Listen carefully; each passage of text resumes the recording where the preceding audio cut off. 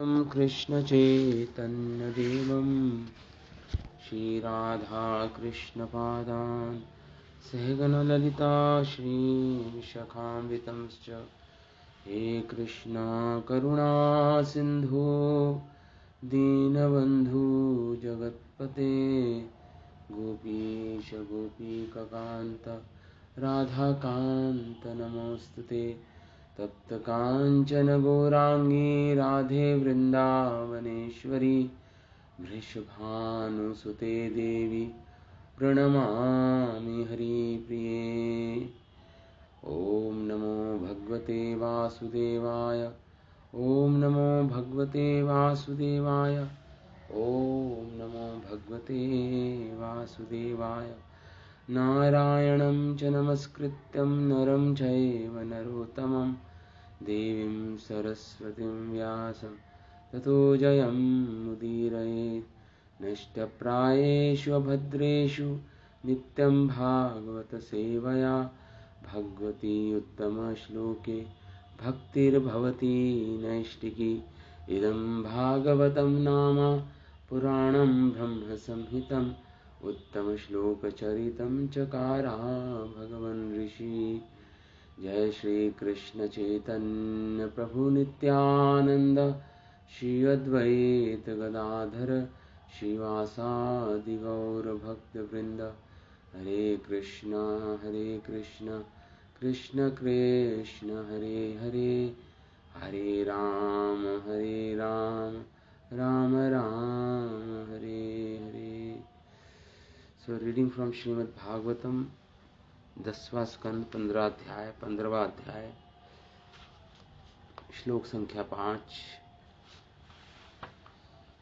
अहो अमी देव राम चर्चितम। तो यहाँ पर भगवान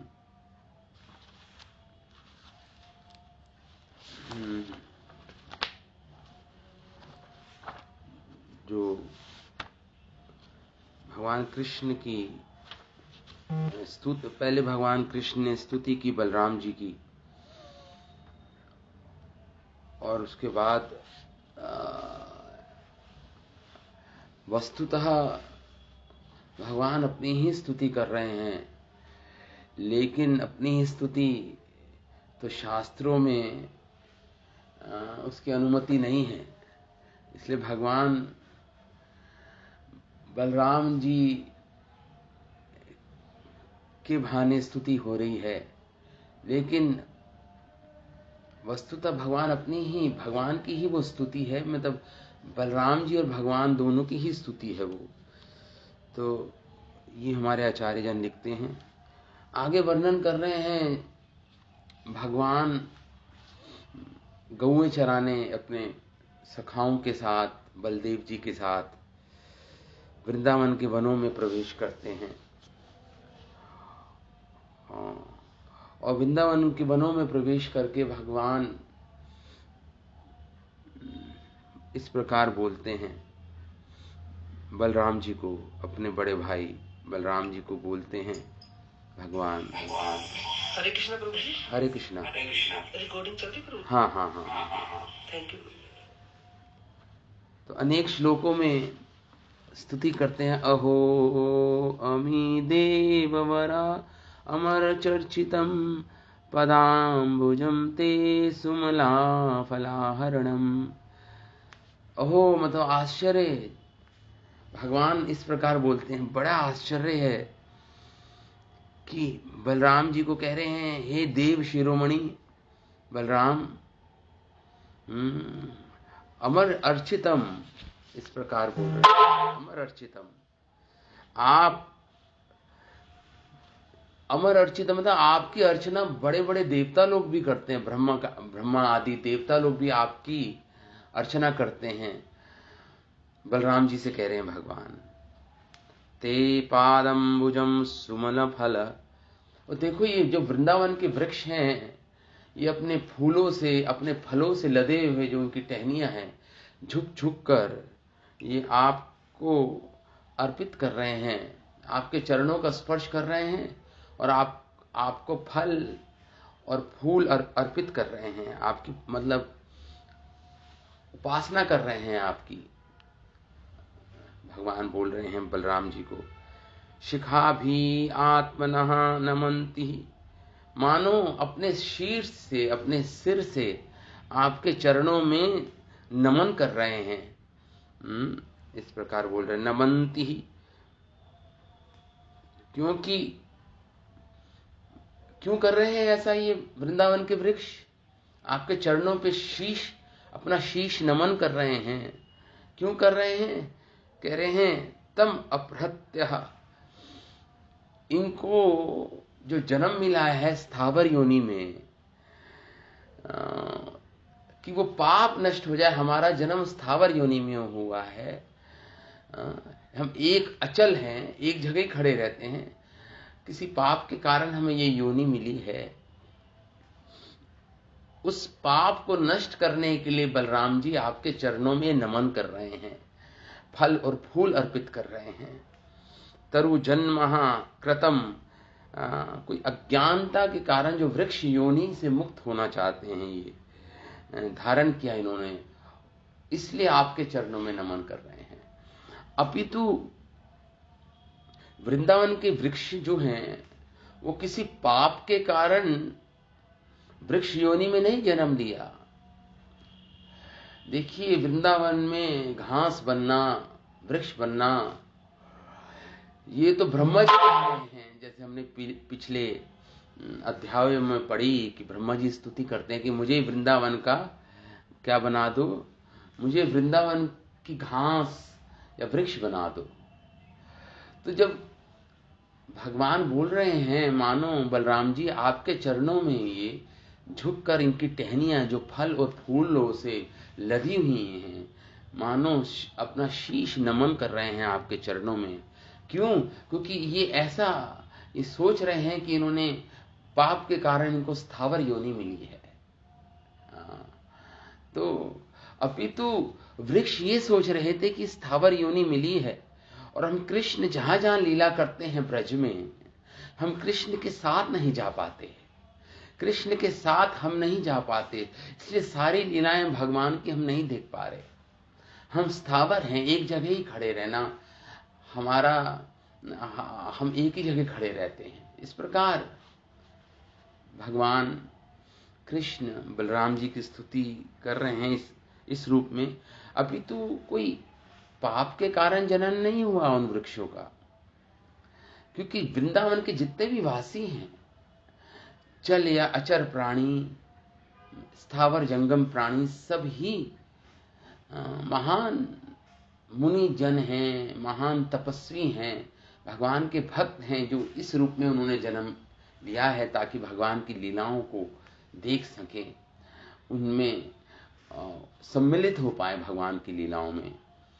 तो इस प्रकार भगवान वर्णन कर रहे हैं, हे अनघ, हे निष्पाप, हे बलराम, एते अलीन अखिल लोक तीर्थम।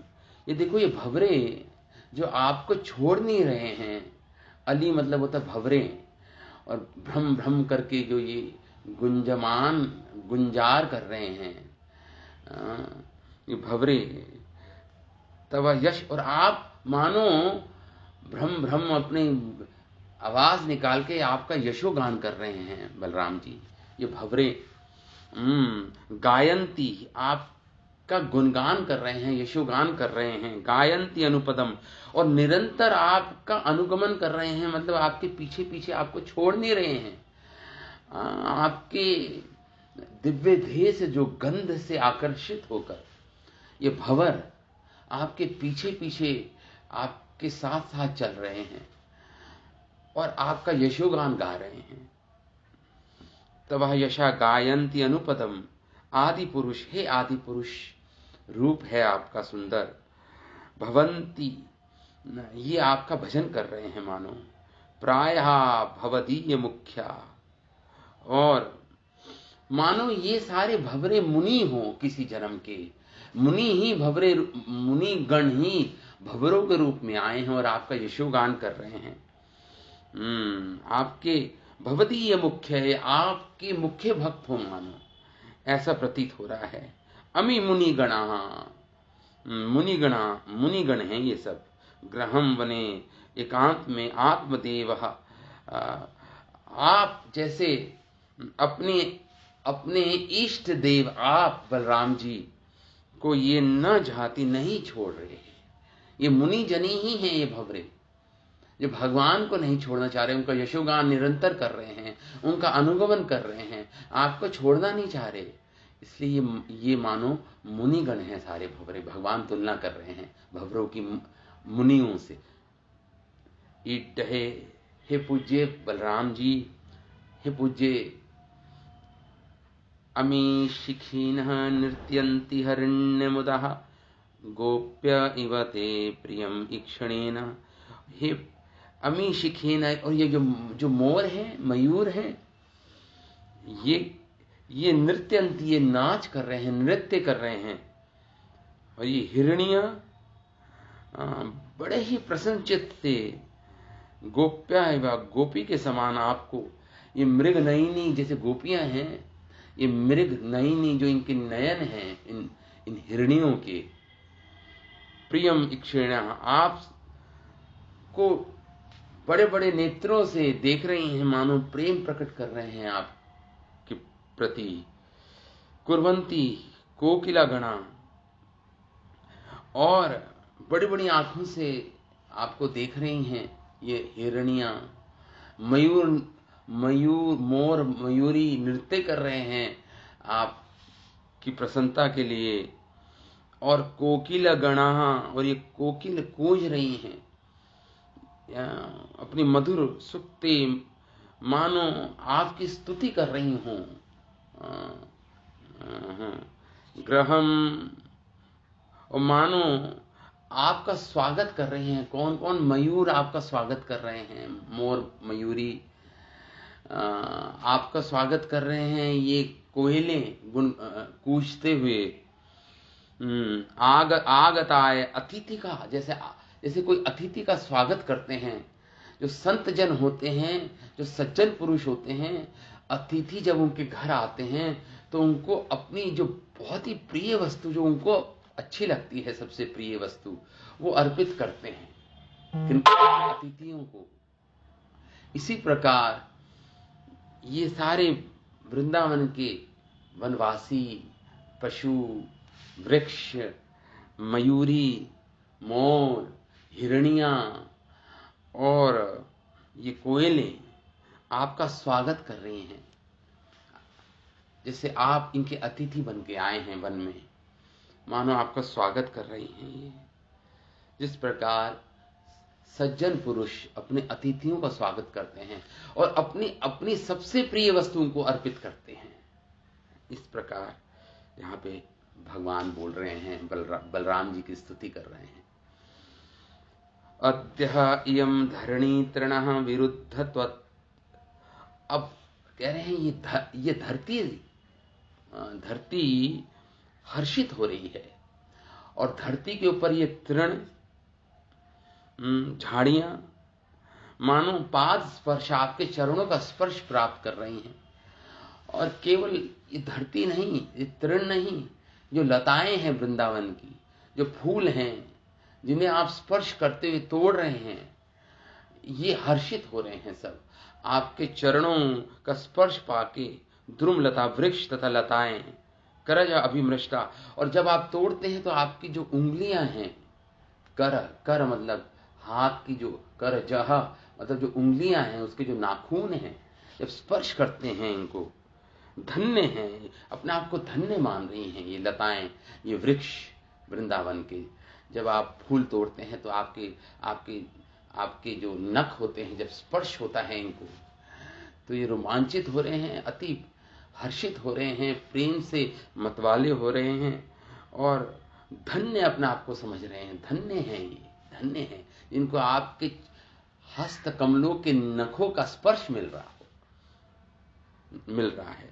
नद्ये अत्र हे खगमृगः, इस प्रकार ये नदियां, ये पर्वत, ये खगमृगः, ये पशु पक्षी, सद्य अवलोके, हाँ, आप जब इनकी ओर अपनी दया पूर्ण दृष्टि डाल रहे हैं, इन नदियों, इस नदियों पर, जमुना जी पर, या अद्रा मतलब, या गोवर्धन जी पर, गोवर्धन जी पर, जब आप अपनी कृपा पूर्ण दृष्टि से सद्य अवलोकन कर रहे हैं, अवलोकन मतलब देखना, दृष्टिपात करना, जब आप दया से, दयाद्र होकर, दया से पूर्ण होके इन पे अपना दृष्टिपात कर रहे हैं, तो ये बहुत अपने आप को धन्य समझ रहे हैं। सब सब ये धन्य हैं, इस प्रकार बोल रहे हैं भगवान।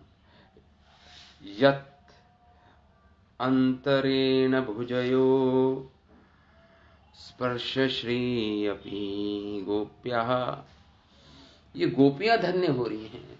ये गोपी, बलराम जी की भी अपनी एक गोपियां होती हैं जिनके साथ वो रास करते हैं। अन्यथा गोपी एक और एक लता का नाम है, जिसे तोड़कर बलराम जी ने अपने गले में लपेट ली, डाल दी उस गोपी नामक लता को। तो दोनों ही अर्थ ले सकते हैं यहाँ पे। ये गोपियां धन्य हो रही हैं, गोप्या।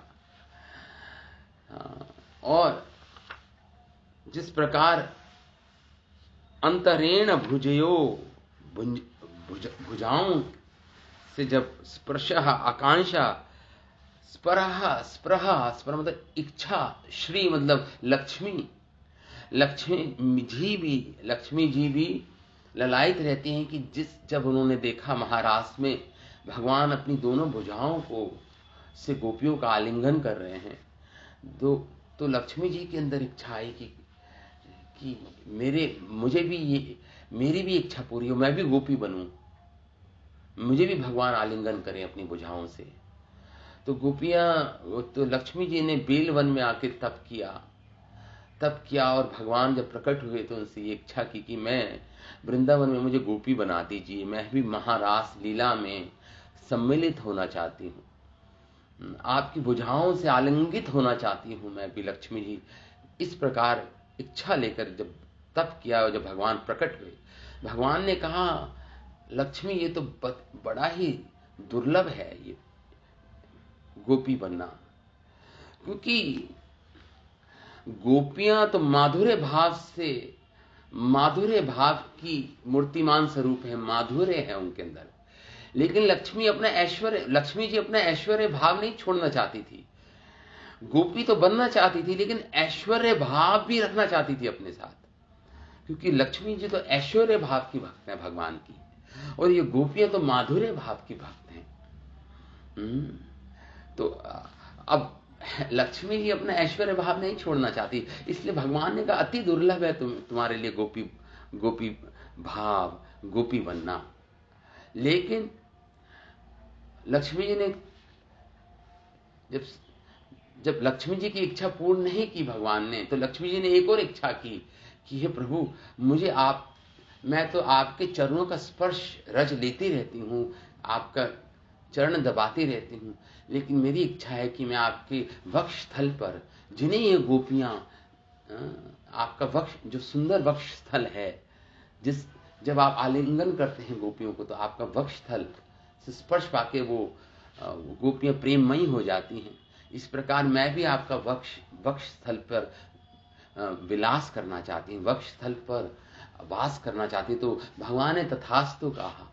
तो उस समय लक्ष्मी जी श्री वत्स के रूप में, एक स्वर्णिम रेखा के रूप में, एक गोल्डन लाइन के रूप में भगवान छाती पर, भगवान विष्णु, भगवान नारायण की छाती पर, वक्ष स्थल पर स्थापित हो गई। तो आप देखेंगे भगवान नारायण के छाती पर एक स्वर्णिम रेखा होती है, वो एक्चुअली लक्ष्मी जी का प्रतीक है। लक्ष्मी जी वास करती हैं भगवान नारायण के वक्ष स्थल पर। तो यहाँ पे इस प्रकार स्तुति कर रहे हैं सब, बलराम जी की भगवान कृष्ण स्तुति कर रहे हैं। तो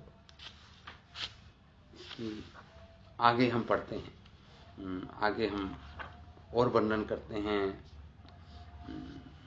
यहाँ पे विश्वनाथ चक्रवर्ती ठाकुर लिखते हैं कि वृंदावन में वृंदावन के वृक्ष मन ही मन कहते हो मानो, हम अपने पुष्प आदि फल से अपने प्रभु श्री कृष्ण के चरणों की अर्चना करना चाहते हैं। और ये वृक्ष हे वृक्षों, मानो भगवान कह रहे हो हे वृक्षों, इस भाव को मैं कृष्ण अच्छी तरह जानता हूं। मानो भगवान कृष्ण कह रहे हो हे वृक्षों, जो तुम्हारी इच्छा है कि मेरे चरणों की तुम अर्चना करना चाहते हो, तो इस तुम्हारी इन इच्छाओं को मैं पूर्ण रूप से जानता हूं। मानो भगवान कृष्ण कह रहे हो इस प्रकार अपनी विज्ञता को श्री बलदेव जी के आगे प्रकट करते हुए कटाक्ष से श्री बलदेव जी का ही नाम लेकर इन परम भक्त वृंदावनीय वृक्षों के भाव को सूचित करते हैं। वह वृक्ष अपने सिर पर पुष्प फल रूपी सामग्री को रखकर आपके चरण कमलों की वंदना करते हैं। इस प्रकार भगवान कह रहे हैं बलराम जी को, अर्थात भक्ति पूर्वक सिर से ही आपके चरणों में ये भेंट सामग्री अर्पित कर देते हैं। ऐसा किस लिए करते हैं? क्योंकि इनको अनुभव होता है, इनको ऐसा प्रतीत हो रहा है कि इन्होंने अपराध किया है, जिसके कारण इनको स्थावर योनि में जन्म मिला है। मानो अपने अपराध को दूर करने के लिए आपको प्रणाम कर रहे हैं बलराम जी। मानो ये विचार करते हैं कि हमने कोई अपराध ही किया होगा। हंत शब्द आया है, उसी अपराध के कारण हमें ये वृक्ष का जन्म मिला है, जिसमें स्थावर होने के कारण हम कृष्ण के निकट गमन नहीं कर सकते, कृष्ण के साथ साथ नहीं चल सकते। इसलिए विधाता ने हमें वृक्ष बना दिया। यहां कृष्ण इन वृक्षों के अनुराग से प्रकट हुए वचनों को ही बोल रहे हैं। मानो भगवान ये वृक्षों का अनुराग ही प्रकट कर रहे हो, मानो बलदेव जी की स्तुति के रूप में। वस्तुतः ब्रह्मा जी आदि के द्वारा भी चाहा गया वृंदावनीय वृक्षों का जन्म कभी अपराधों का फल हो ही नहीं सकता, ऐसा समझना चाहिए। ब्रह्मा जी चाह रहे हैं वो जन्म, तो वो कभी अपराध के कारण वो जन्म मिला, ये तो केवल वृक्ष ऐसा सोच रहे, लेकिन वस्तुतः ऐसा है नहीं। अब वृंदावन के जंगम निवासियों की श्री कृष्ण वर्णन करते हैं। ये भ्रमर मानो आपके अंग की गंध का अनुसरण करने के कारण आपके पीछे पीछे अनुगमन करते हुए आपको नहीं छोड़ना चाहते, और आपके सहचर भी उस गमन को नहीं समझ पाते, तब भी ये भोरे आपका त्याग नहीं करते। ये अनग इससे प्रकट होता है कि इन भवरों द्वारा रहस्य के क्षणों में भी आपका अनुगमन करने पर इनके अपराध को आप ग्रहण नहीं करते। कहने का अर्थ ये है कि भगवान कृष्ण कहने का अर्थ ये है कि हे बलराम जी, क्योंकि आपको छोड़ना नहीं चाहते, आप गुप्त रूप से कोई रहस्यमय लीला करते हैं, उस समय भी ये नहीं छोड़ना चाहते। इसका मतलब ये हुआ कि आप इनके अपराधों को ग्रहण नहीं करते। भगवान देखिए अपने भक्तों के अपराधों को ग्रहण नहीं करते, अपने भक्तों के अपराधों को भगवान उसकी उपेक्षा कर देते हैं। भगवान नहीं अपने भक्तों के अपराधों को लेते। इसलिए भगवान ने गीता में भी बोला, मेरे भक्तों का कभी पतन नहीं होता, क्योंकि मैं उनकी रक्षा करता हूं। तो मानो यही भगवान कह रहे हैं, भगवान कृष्ण। इससे सिद्ध हुआ कि भ्रमर आपके जनों में मुख्य हैं।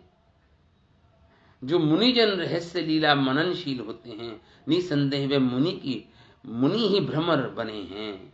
अतः हे भ्रमर अति रहस्य कुंज में, अतः हे भ्रमरो, भगवान मानो कह रहे हो हे भ्रमरो, तुमने जो निसंदेह तुमने अति रहस्य कुंज में प्रवेश मेरे सौरभ के माधुर्य का आस्वादन करो। मानो भगवान भंवरों को कह रहे हो, जब मैं अपने निकुंज में होऊंगा गोपियों के साथ, श्रीमती राधा रानी के साथ, तो तुम्हारा प्रवेश वहां पे भी निषेध नहीं होगा।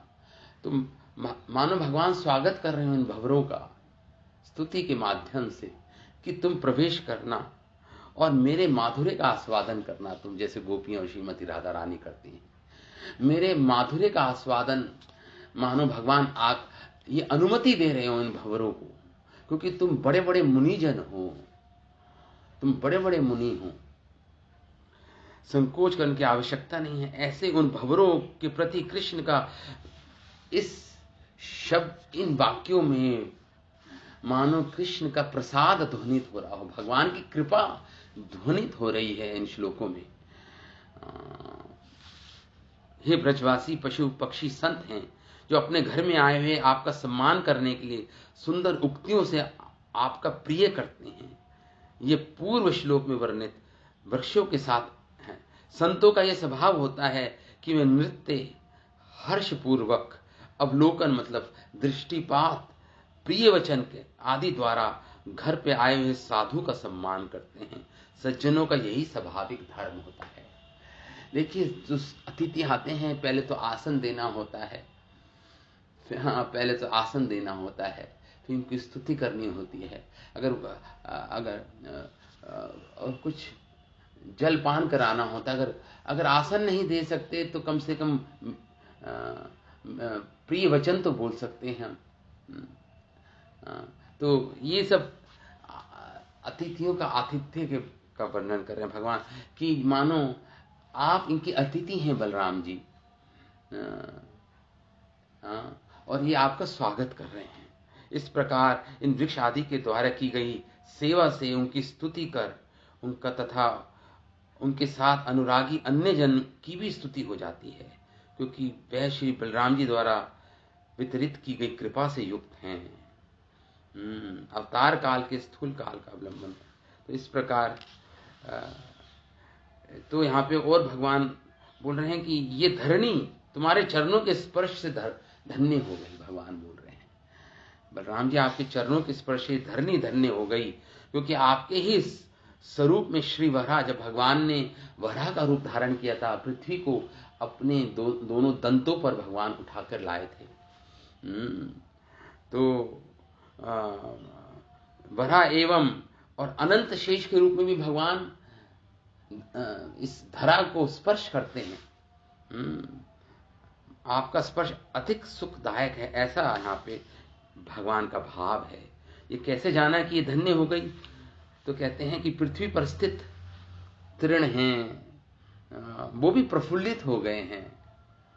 कैसे ये धरणी कैसे धन्य हो गई, कैसे पता चला? तो देखो, ये तृण आदि झाड़ियां जो पृथ्वी पर हैं, ये प्रफुल्लित हो रही हैं सब। क्यों? आपके दोनों चरण का स्पर्श मिल रहा है पृथ्वी को, तो तृण स्पर्श तो प्रफुल्लित हो। इस प्रकार जब पुष्पों को चयन करने के लिए आप नखों से वृक्षों के फूलों को, लताओं को स्पर्श करते हैं तो वह खिल जाते हैं, तथा जब नदी आदि को आप कृपा पूर्ण दृष्टि से देखते हैं तो वह धन्य होकर प्रफुल्लित हो जाती हैं। इस प्रकार नदी पर्वत धन्य हो जाते हैं। कभी गोपी नाम से भी प्रसिद्ध एक लता होती है, श्री बलदेव अपने वक्ष स्थल पर कौतुक पूर्वक, मतलब हंसी मजाक में, कौतुक पूर्वक, खेल खेल में अपने को वो धारण करते हैं। गोपी नाम की वो लता होती है, तो उसे देख श्री कृष्ण कहते हैं कि गोपी आपके वक्ष स्थल से युक्त होकर धन्य हो गई।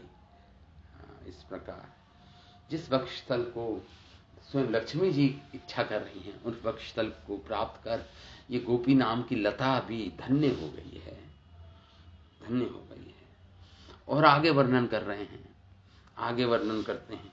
ये देखिए, सुखदेव गोस्वामी इस समय भगवान पोगंड अवस्था में है। 6 से 10 साल की पोगंड अवस्था होती है।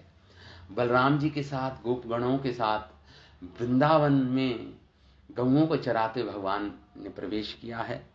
और वो दृश्य, उसका चित्रण, उसकी व्याख्यान दे रहे हैं हमें सुखदेव गोस्वामी। मानो सुखदेव गोस्वामी उस प्रेम की समाधि अवस्था में हैं और प्रेम कर रहे हैं। इतने सुंदर चित्र का वर्णन कर रहे हैं भगवान का। आगे सुखदेव गोस्वामी कहते हैं, एवं वृंदावनम श्रीमत् कृष्णा प्रीतमना पशु रेमे संचार्य नद्रे सरिद्रधसु सानुगः। कह रहे हैं, सुखदेव गोस्वामी और वर्णन कर रहे हैं, वो भगवान इस प्रकार वृंदावन को देखकर, श्रीमत वृंदावनम, सुंदर सौंदर्य को देख के, वृंदावन के वनों के सौंदर्य को भगवान ने देखा और भगवान प्रीत आत्मना अत्यंत आनंदित हुए। भगवान ये देखकर भगवान कृष्ण अत्यंत आनंदित हुए वृंदावन की वो शोभा देखकर। सानुगः, और अपने अनुगः, अपने जो भगवान के गोप सखा हैं, अत्रे, और भगवान ने गोवर्धन की तराई पर आए, भगवान गोवर्धन की तलहटी पर भगवान आए, और सरितः, और जमुना जी के तट पर कभी, और गौओं को भगवान संचारयन, चरा रहे हैं गौओं को, और रेमे, भगवान इस प्रकार अनेक लीलाएं करने लग गए। कभी गोवर्धन जी पर चढ़ जाते, कभी गोवर्धन जी की तलहटी पर, कभी जमुना जी के पुलिन पर आ जाते, कभी वंशीवट पर आ जाते। हे राधे व्रज देवी के चललिते, हे नंद शूनो कथा, श्री गोवर्धन कल्प पाद पितले, कालंदी वने कुतः। कभी गोवर्धन, कभी जमुना जी के पुलिन पे, कभी वंशीवट पर भगवान इस प्रकार अनेक लीलाएं रे में रमण कर रहे हैं, लीलाएं कर रहे हैं। क्वचित चरित्र उपगीयमान, और कभी कभी भगवान कृष्ण का चरित्र गान ये गाते, ये गोप सखागण भगवान ने जितने भी लीलाएं की है अभी तक उनका गुणगान करते। अघासुर का वध, पूतना का वध, भगवान उनको गीत के रूप में पिरोया इन ग्वाल सखाओं ने भगवान की, और मानो गायन कर रहे हों, वो भगवान के चरित्र, सुंदर चरित्रों का गायन कर रहे हों, उपगीयमाना, गान करते हुए।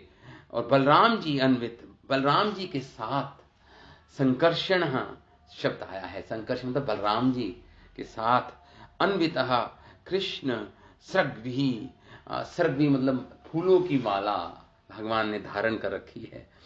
बलराम जी ने धारण, अनेक सखाओं ने धारण कर रखी है, लेकिन भगवान की विशेष माला है, उसे विजंती माला बोलते हैं, धारण कर रखी है। और उस जो भगवान ने गले में जो सुंदर फूलों की विजंती माला धारण कर रखी है, उस पर भंवरे भ्रूम भ्रूम करके गुंजार कर रहे हैं, गुंजमान हो रहे हैं। मंदा मद मत, जैसे बिल्कुल जैसे मत हो रहे हैं। मद मतलब नशा, नशे में जैसे अलूशी भोरों से, और गायन कर रहे हैं भगवान की, मानो स्तुति यशोगान कर रहे हैं, अनुव्रते, और गुनगुना रहे हैं भंवरे भगवान के उस विजंती माला पर। और भगवान के शरीर की सुगंध, सौरभ भी इतनी मद करने वाली है। जब आप चैतन्य चरितमिता में हमने पढ़ा था कि कैसे महाप्रभु जब भगवान कृष्ण की का सौरभ की सुगंध, दिव्य देह की सुगंध चैतन्य महाप्रभु के नासिका में मानो पड़ जाती है, तो वो मतवाले होकर नृत्य करते हैं महाप्रभु।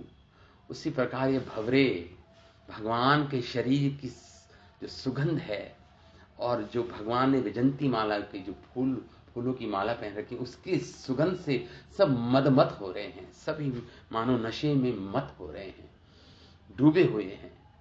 ये इसे प्रेम बोलते हैं एक्चुअली। न क्वचित कूजितम कलहंसानाम, और कभी कभी भगवान क्या कर रहे हैं, देखो, कभी कभी ग्वाल बाल गायन कर रहे हैं, ये भंवरे भी गायन कर रहे हैं। और कभी कभी भगवान कृष्ण ये जो कल हंसा नाम जो राजहंस हैं, हंस भी कूज रहे हैं, ये भी अनुसरण कर रहे हैं, कूजती, ये हंस भी कूजते हैं। नृत्यंतम, कभी नृत्य करते हैं। और कभी भगवान देखिए, कभी तो कभी हंसों के साथ चलते हैं उनके पीछे पीछे, कभी नृत्यंतम, कभी नाचते हैं, बहिरणम, कभी मोरों के साथ, क्वचित नृत्य करते हैं भगवान बलराम, सारे सखागण नृत्य से मोरों को हास्यपद बना देते हैं, हंसते हैं जोर की ठाका मार के सारे ग्वाल बाल भगवान कृष्ण। इनकी नकल उतारते हैं, जो इनकी वाणी है उसकी नकल उतारते हैं, कभी हंसों की, कभी कोयलों की। इस प्रकार ये खेल चल रहा है।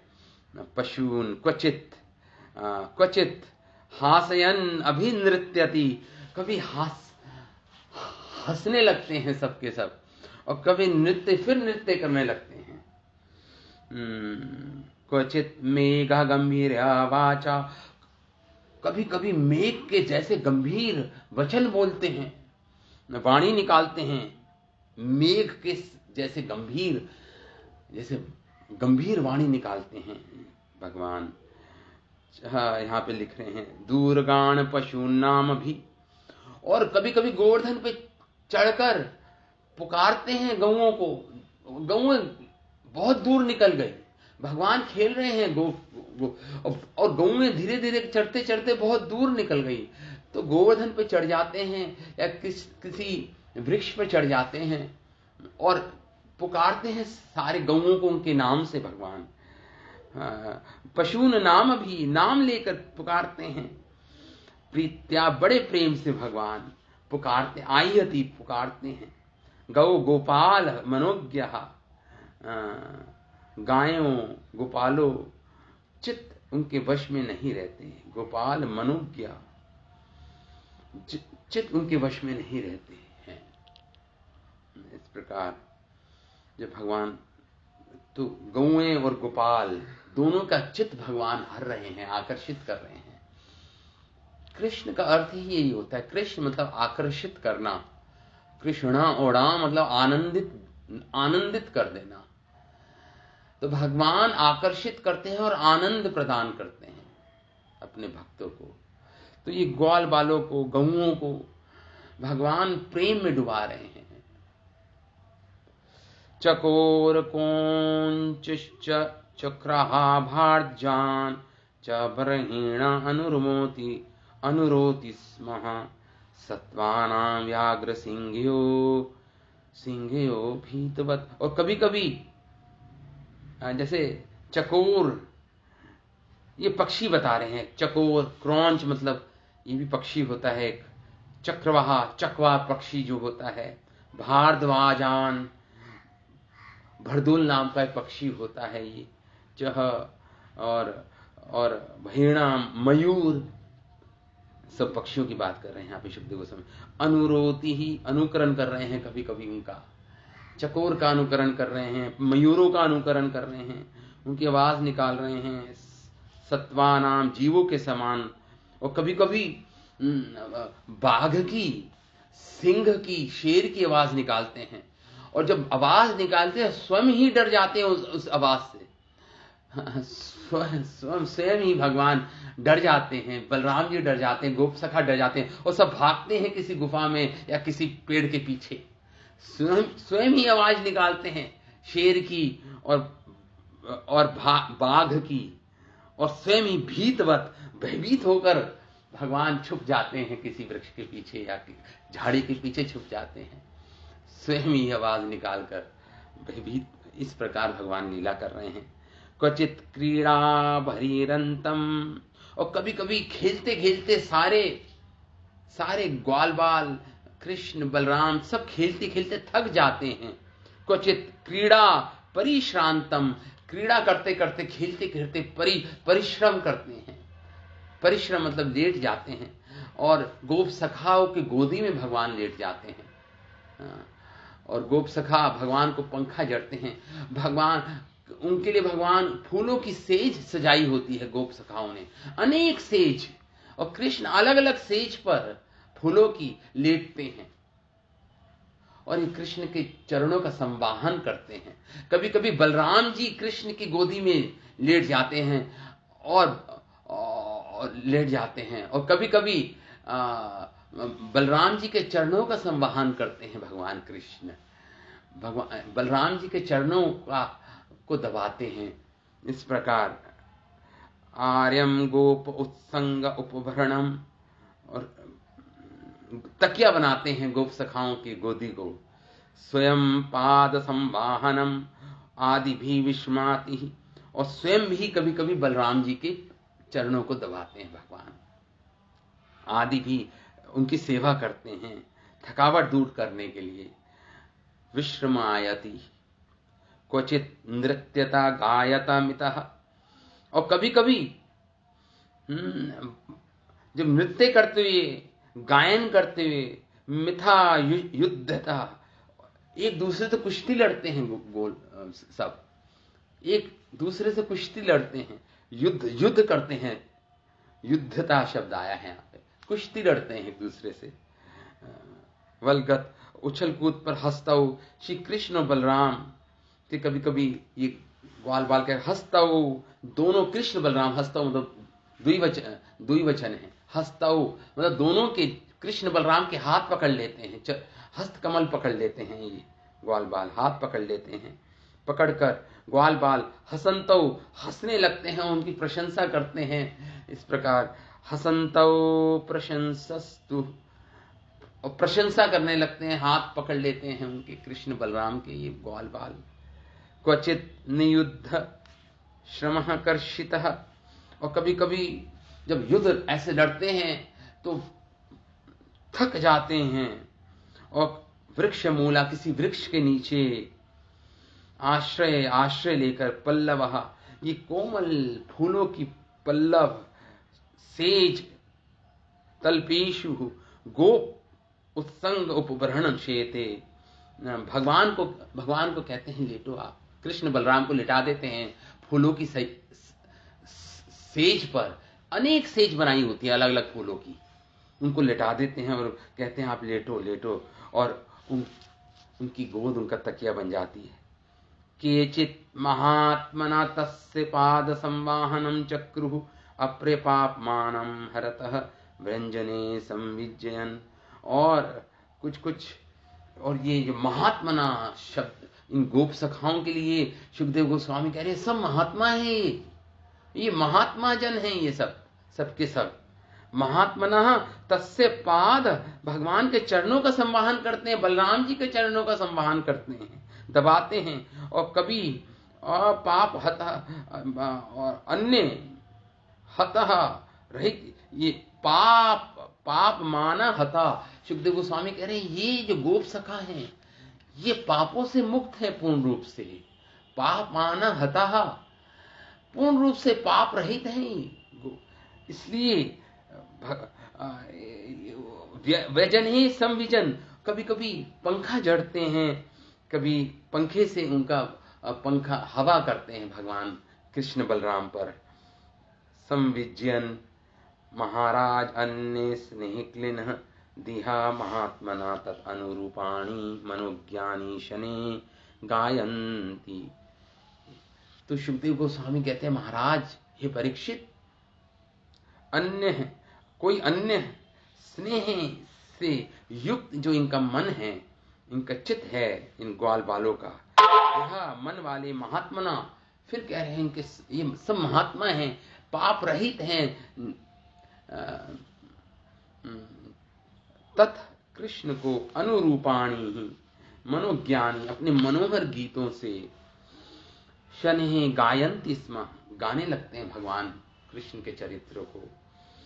एवं स्वमाया निगूढ़ आत्मगति, अंतिम श्लोक में ये 10 श्लोक हैं जिसमें ये सब वर्णन हो रहा है।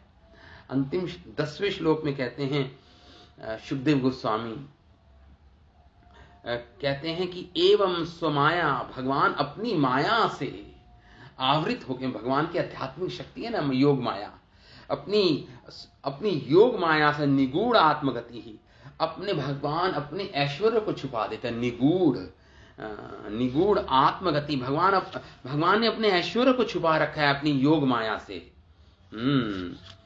और आत्मजति हम चरिते है, और भगवान इस प्रकार अनेक मनोहारी लीलाएं संपादित कर रहे हैं ब्रज की वनों में। चरित ही विडंबयन करते हुए रमा पाद पल्लभम, जिन चरणों को लक्ष्मी जी संवाहन करती हैं, ललायित रहती हैं भगवान की सेवा में स्वयं लक्ष्मी, लालित लालित मतलब ललायित रहती हैं, सेवा में संलग्न रहती हैं लक्ष्मी जी। ईशा ग्राम में समम, वह भगवान कृष्ण एक ग्रामीण बालक बने हुए हैं आज। ये ग्रामीण बालकों के साथ खेल कूद गायन नृत्य कर रहे हैं, गायन कर रहे हैं, ग्रामीण खेल खेल रहे हैं, रे में और आनंदित हो रहे हैं भगवान, रमण कर रहे हैं भगवान। जिन चरणों का संवाहन, जिन चरणों की सेवा के लिए ललायित स्वयं श्री जी रहती हैं, लक्ष्मी जी रहती हैं, जिनके चरणों की सेवा प्राप्त करने में वो इच्छा करती हैं, वह भगवान आज ग्रामीण बालकों के साथ स्वयं ग्रामीण बालक बनकर, गोप सखा बनकर, गोप सखा और गोप बनकर भगवान क्या कर रहे हैं? खेल चेष्ट रे में आनंदित होकर खेल खेल रहे हैं। इस प्रकार ब्रज के वनों में इतना सुंदर वर्णन सुखदेव गोस्वामी कर रहे हैं। इस प्रकार श्री कृष्ण वृंदावन के प्रति प्रीति युक्त होकर समीपवर्ती नदी के तटों पर पशुओं को चराते हुए अनुगत गोपों के साथ प्रीति पूर्वक वहां रहते हुए क्रीड़ा करने लगे। इस प्रीति का 10 श्लोकों में वर्णन है। यही है, कभी कृष्ण नाचते हुए मयूरों को देखकर नकल से नृत्य करने लगते अथवा मयूरों के सामने नृत्य करने लगते, कभी सखाओं को हंसाते, कभी कृष्ण चकोर, कोंच, चकवा, भारद्वाज, मयूर आदि पक्षियों को देखकर उनका स्वर निकालते करने लगते, कभी व्याघ्र सिंह की गोचर को देखने पर या उनकी आवाज निकालने पर स्वयं भयभीत होकर भयभीत प्राणियों की तरह अभिनय करते, कभी प्राणियों के पलायन करते थे, उनके पीछे स्वयं भी दौड़ने लगते, कभी बल की अधिकता वाले प्राणियों के बीच सिंह और व्याघ्र को देखकर भयभीत सखाओं की तरह उनके पीछे भागने स्वयं भी भागने लगते, कभी अपने बड़े भाई बलराम जी के चरण आदि को दबाकर उनका श्रम को दूर करते, और कभी नृत्य आदि करने वाले गोपों की प्रशंसा करते। कुछ सखा परम उदार कृष्ण के ऊपर पत्ते आदि से निर्मित पंखों से हवा करते। यद्यपि मनुष्यवत लीला में ईश्वरता का स्वभाव छिपा लिया भगवान ने, अपने ऐश्वर्य भाव को छिपा लिया भगवान ने, यहाँ पे यही बोल रहे हैं।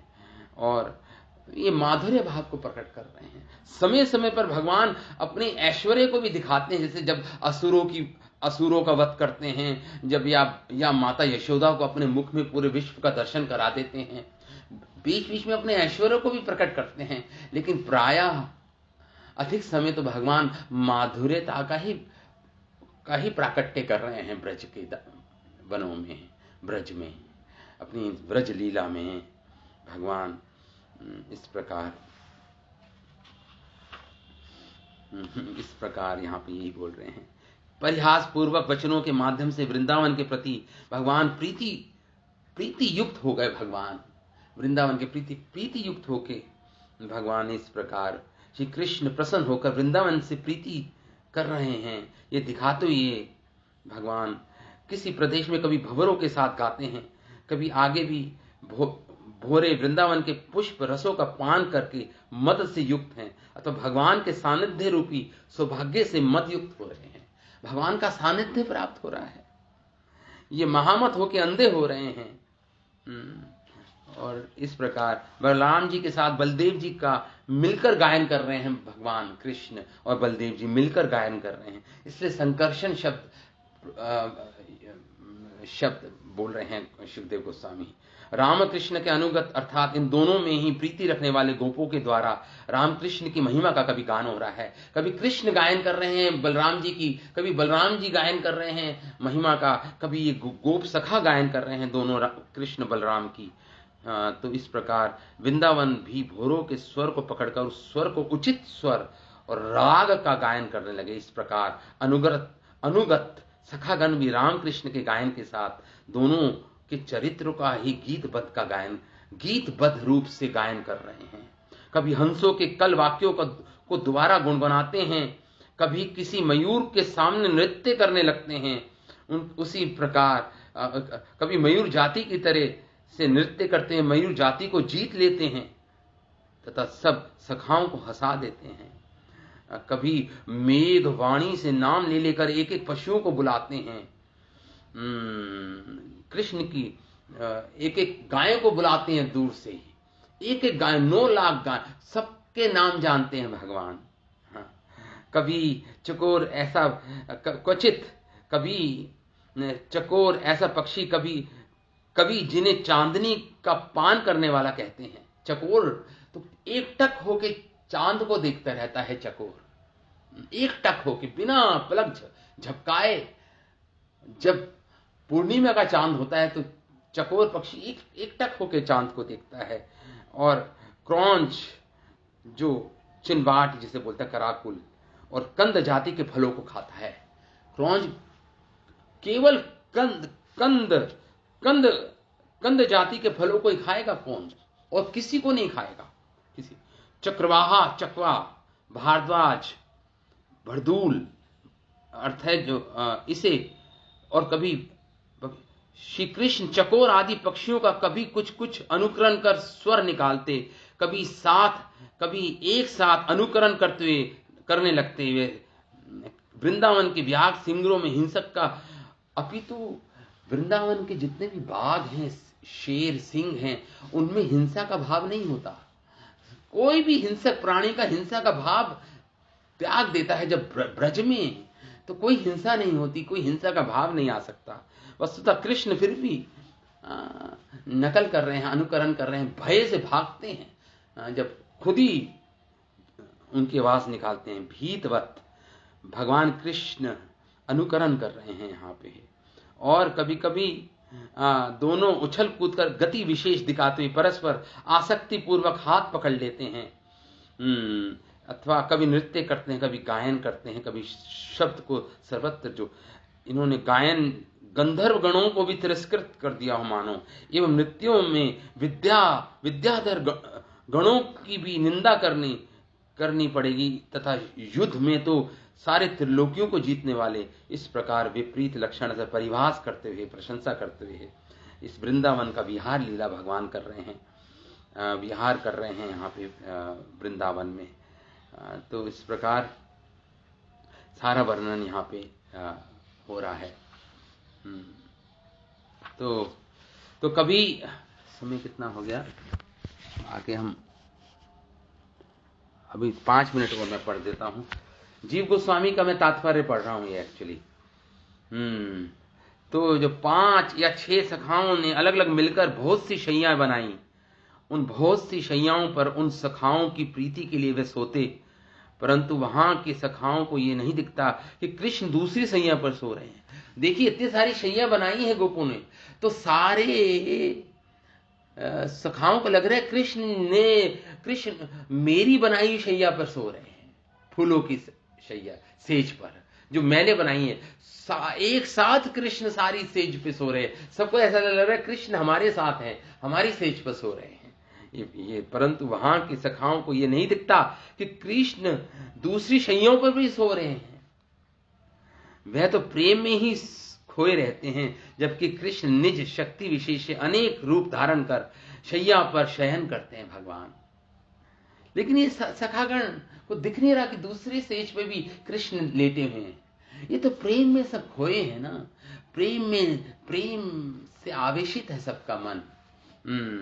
इसी को आगे वर्णन करते हैं। श्री कृष्ण सखाओं के साथ बाहुयुद्ध करते हैं, नियुद्ध करते हैं, श्रम हो जाता है। तो सुंदर कपोल पर जब कृष्ण के माथे पर सुंदर मोती की तरह पसीना आता है, से श्रम उत्पन्न होता है, तो ये पसीना पोंछते हैं ग्वाल बाल। और इससे जैसा कि ग्रंथों में वर्णित है कि भगवान के समान गुण, शील, अवस्था, विलास एवं वेश वाले सखाओं से युक्त हैं भगवान के जैसे ही इन सखाओं में भी गुण हैं, शील है, अवस्था, विलास, वेश सखाओं से युक्त हैं। इतना होने पर भी सखाओं की स्वयं असुरों को मारने में प्रवृत्ति नहीं होती। आप देखिएगा जितने भी असुरों का वध किया, ये सखाओं ने, कोई उसमें थे वहां पे उपस्थित, लेकिन स्वयं असुरों का वध करने में किसी ने कोई प्रयास नहीं किया उस असुर का वध करने में। हाँ? क्योंकि भगवान की लीला शक्ति इनको रोक देती है, इन ग्वाल बालों को। ये असुर का वध करना केवल कृष्ण बलराम ने किया पूरी ब्रज की लीला में। यही यहां पे कह रहे हैं कि ब्रज की कृष्ण जैसी ही गुण हैं इन ग्वाल बालों में भी। हालांकि कृष्ण जैसी ही शक्ति है इनके अंदर, कृष्ण जैसे ही गुण है सबके अंदर, सारे ग्वाल बालों में, फिर भी किसी असुर का वध नहीं करते। उतनी ही जैसी शक्ति भी है इनके अंदर, ये भी बलशाली है, लेकिन भगवान की लीला शक्ति इनको रोक देती है, इन ब्रज सखाओं को किसी असुर का वध करने से रोक देती है। तो जिन गोप की गोद में तकिया बना के भगवान लेटते हैं, ऐसा समझना चाहिए। जिस गोप तकिया, तो यहाँ पे यही बोल रहे हैं, बारी बारी से कृष्ण के चरण कमलों की सेवा करते हैं सब। इसी अभिप्राय से महात्मा शब्द यूज किया है। अथवा वे कृष्ण महागुण आश्चर्य रूप वाले हैं, ऐसे सखा श्री कृष्ण की सेवा कर रहे हैं। इस कथन से मानो जैसे कह रहे हैं, सुखदेव गोस्वामी ने जो शब्द यूज किया था कि इस प्रकार से सेवा कर रहे हैं, मानो सेवा में आने वाले अंतराय या बाधाएं नष्ट हो गए हैं, ऐसी सखा श्री कृष्ण की कर रहे हैं। इस कथन से सुखदेव गोस्वामी स्वयं की मानो भर्त्सना कर रहे हो। सुखदेव गोस्वामी, जीव गोस्वामी कह रहे हैं जब ऐसा बोल रहे हैं, यद्यपि वे सखागण तो नित्य ही निष्पाप हैं, फिर भी उन्हें पाप महा अर्थात उपनिषद के इस प्रकार शब्द यूज कर रहे हैं जिनके पाप नष्ट हो गए हो। ऐसा क्यों सुखदेव गोस्वामी शब्द यूज कर रहे हैं कि उनके पाप निष्पाप हैं सब? वो तो नित्य परिकर है भगवान की, कभी पाप छू नहीं सकता, कभी माया उनको स्पर्श नहीं कर सकती। भगवान के नित्य पार्षद हैं ये सब सखगण के साथ। अर्थात तो वे सेवा के अवसरों के योग्य भगवान। तो इस प्रकार मतलब सुखदेव गोस्वामी स्वयं की भर्त्सना कर रहे हैं। गीतानी, उन गीतों को वे विचित्र अद्भुत स्वर ताल से युक्त धीरे धीरे गाने का कारण है कि विश्राम के अवसर के योग्य उत्तम गान के ही आनंददायी होने के कारण मंद गायन किया जा रहा है। जब भगवान सो रहे हैं, विश्राम कर रहे हैं, फूलों की सेज पर चरण दबा रहे हैं और मंद गायन कर रहे हैं भगवान की यशोगान का, गायन के स्वभाव से भी इन सखाओं का स्नेही भाव प्रकट हो रहा है। कितने स्नेहिल है इनका स्वभाव भगवान के प्रति। तो इस प्रकार जिन गोप लीलाओं का यहाँ गायन नहीं किया गया, वह भी सुखदेव गोस्वामी को अत्यंत प्रिय है। यहाँ निगूढ़ अपने आविर्भाव के बाद भगवान ने इस प्रकार वृंदावन विहार करते हुए प्रीति की प्राप्ति के लिए अर्थात सुख उन्होंने यहीं पाया, उसके आगे लक्ष्मी के द्वारा की गई सेवा के प्रति भी अनादर ही सूचित हो रहा है। उतना सुख भगवान को लक्ष्मी जी के चरण संवाहन से या लक्ष्मी जी के पंखा झलने से या गायन गाने से इतना सुख नहीं मिलता जितना भगवान ब्रज में भगवान को गोप सखाओं की इन सेवाओं से भगवान जो आनंदित हो रहे हैं। इस प्रकार बोल रहे हैं। भगवान का चरित्र अलौकिक होने पर भी लौकिक गोप आत्मज स्वरूप का अनुकरण कर रहे हैं इस समय भगवान। इस प्रकार भगवान तो यहाँ पे कह रहे हैं, भगवान यहाँ पे जीव गोस्वामी कह रहे हैं, यदि कोई शंका करे कि भगवान कैसे किसी के आत्मज हो सकते हैं, तो उत्तर है वह यशोदा, नंद आदि जिनके पिता आदि के रूप में विद्यमान हैं, उनकी माया अर्थात कृपा या वात्सल्य के वशीभूत होकर भगवान आत्मज बन जाते हैं, प्रेम के वशीभूत हो। इसलिए अत्यंत गूढ़, सभी के लिए अगम्य भगवान महाप्रेममयी माधुरी विशेष को धारण करने वाले कृष्ण निगूढ़ आत्मगति हैं। निगूढ़ मतलब छिपे हुए हैं, जिन्होंने अपनी ऐश्वर्य को छिपाया हुआ है अपनी योग माया से। इस प्रकार भगवान ग्राम्य बंधुओं के साथ और दूसरे ग्राम्य बंधुओं के कभी कभी आत्मज बनकर, कभी सखा बनकर खेलते रहते हैं। तो यदि कोई प्रश्न करे कि उनकी भगवता सर्वत्र कहीं जाती है, कहाँ जाती, ग्राम्यवत रमण करने पर कैसे प्रकट होती है? तो उत्तर है वह सर्वैश्वर्य युक्त भगवान। इसलिए ईष्ट चेष्टा करते हैं भगवान। ईश मतलब ईश करके सुखदेव गोस्वामी कह रहे हैं भगवान, लेकिन चेष्टा कर रहे हैं गोप सखाओं की, ग्रामीण बालकों की तरह विराजमान भगवान। ये भगवान की माधुर्य है, माधुरता है, माधुर्यता है। ये भगवान की लीला शक्ति के कारण भगवान इस प्रकार अनेक लीलाएं कर रहे हैं गोप सखाओं के साथ ब्रज के वनों में। तो ये वर्णन सुखदेव गोस्वामी ने इस प्रकार वर्णन किया। बाकी कल हम और आगे सुखदेव गोस्वामी के द्वारा और लीलाओं का, धेनुकासुर का वध, उद्धार भगवान करेंगे। तो ये हम अगली क्लास में कल इसका पठन करेंगे। श्रीमद् महाभागवत पुराण की जय, श्रील सुखदेव गोस्वामी की जय, श्रील प्रभुपाद की जय, अनंत कोटि वैष्णव निताय गौर प्रेमानंद। हरि हरि बोल।